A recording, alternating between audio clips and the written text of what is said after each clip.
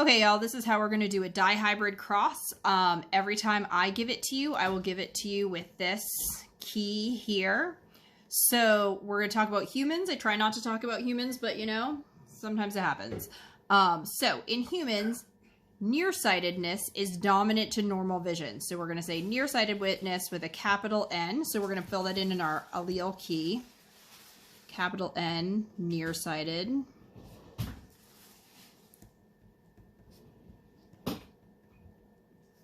Lowercase n, normal. Sorry, I'm trying to deal with this setup here.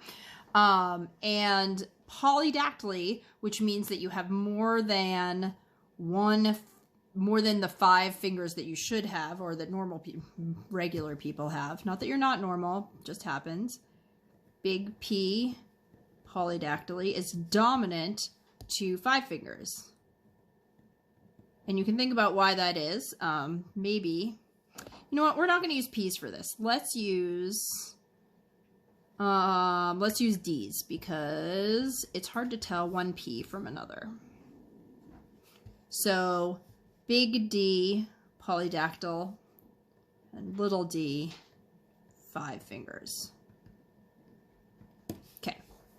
So again, I'm trying to fit myself in this little confined space, and I apologize for my handwriting.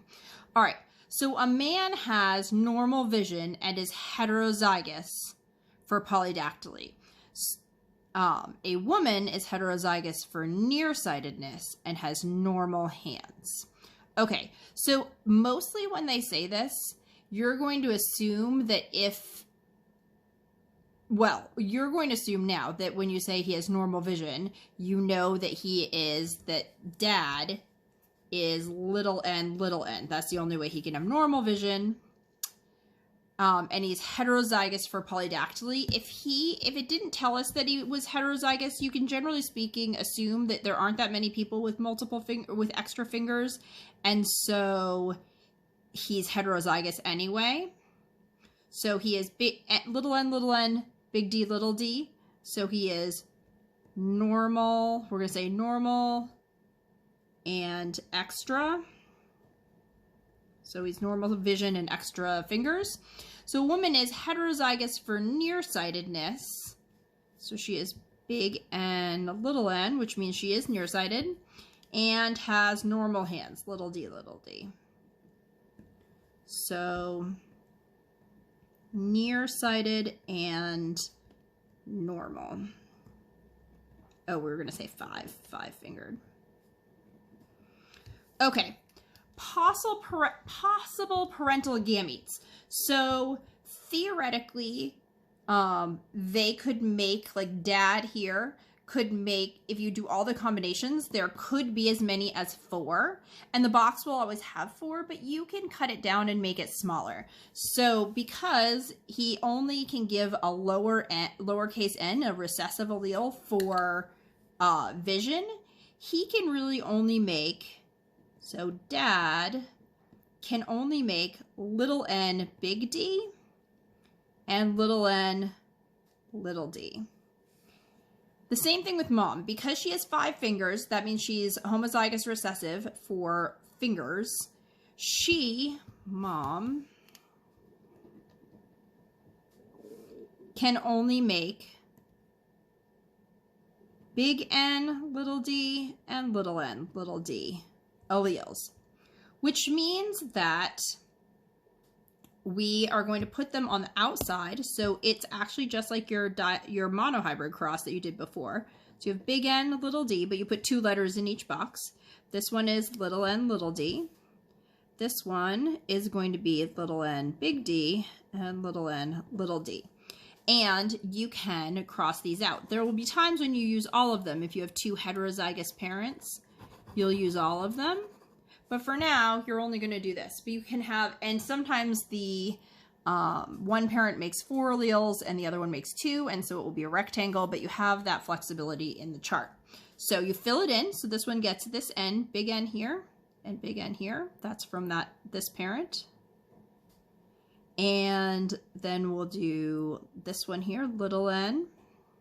This one gets a little n, little n. This one gets a little n from here. and 2 little n's. This one is big D, little d. This one is big D, little d, little d, little d, and little d, little d. All right, so has normal vision, normal, how many, or if they marry, what is the probability of this couple having a child with normal vision and normal hands? So that means that they have to be homozygous recessive for both of them. So we're going to do the genotypes of the offspring. It has a lot of different ones. It can be big N, little n, big D, little d. You can have little n, big D, little d, big N, little d, and little n, little d, little d. I'm actually going to move my phenotypes here, and I'll do it for you this way too. And so for this, the phenotypes, little n, little d, big N, little and big D, little d. So they're heterozygous for both of them. When they're heterozygous for both of them, that means that they're going to show the dominant. So this one child is actually going to be both nearsighted and have extra fingers. Fun. This one is going to have normal vision,